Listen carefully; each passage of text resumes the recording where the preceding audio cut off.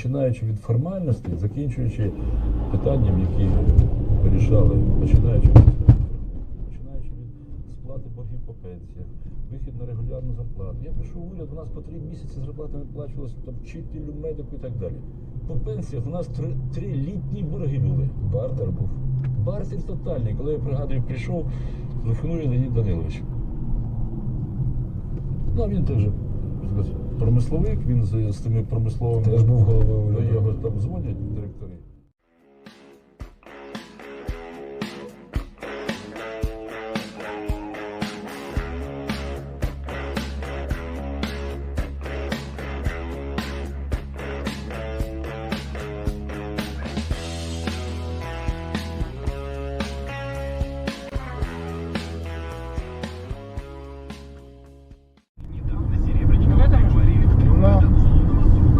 Прижался прям вплотную. Также должен выплатить 800 тысяч рублей штрафа. Немного дальше. Стартовал второй сезон веб-сериала «Внутри Лапенко». Задел. Это напомнило Задел? абсурдное юмористическое шоу в духе 90-х.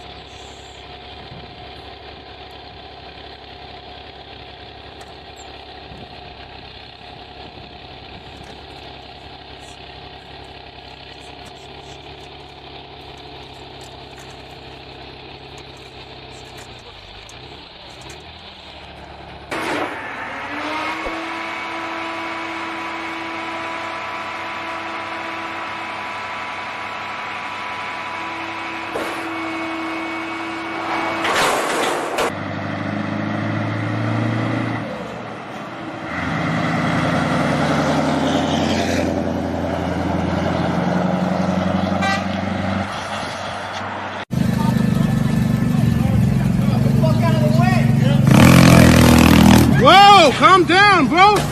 Over and over again, since the baby does it frequently on the campaign trail. But a reporter from Vox has a completely different take, writing, quote, and this is the title for the article, I saw a Marco Rubio town hall in New Hampshire that